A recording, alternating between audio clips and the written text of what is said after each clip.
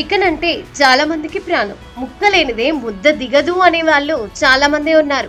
Chicken ధర తక్కువగా ఉండడంతో పాటు మంచి టేస్టీగా కూడా ఉంటుంది. అందులోనూ చికెన్ లో ప్రోటీన్లు పుష్కలంగా ఉంటాయి.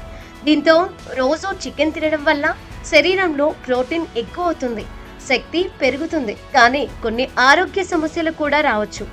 అధిక ప్రోటీన్ను తీసుకోవడం వల్ల యూరిక్ యాసిడ్ పెరిగి ఎముకలు, కీళ్ళ సమస్యలు రావచ్చు.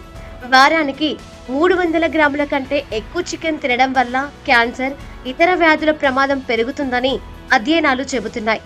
ఆహారంలో కేవలం చికెన్ మాత్రమే కాకుండా ఇతర ఆహార పదార్థాలు కూడా తీసుకుంటాం కాబట్టి వాటిలో ఉండే ప్రోటీన్ కూడా శరీరానికి లభిస్తుంది.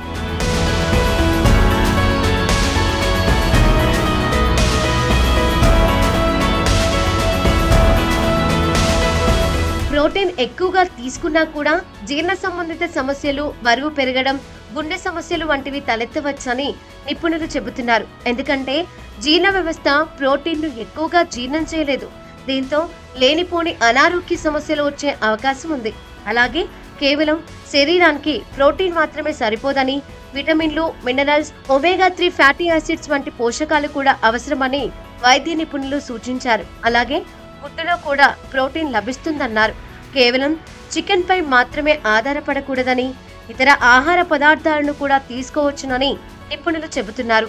నిపుణుల అధ్యయనం ప్రకారం బాగా ఉడికించిన లేదా గ్రిల్, వేపుళ్ళు వంటివి చేసిన చికెన్ వారానికి 2 సార్లకు మించి ఎక్కువ మోతాదులో తీసుకోకూడదని అంటున్నారు.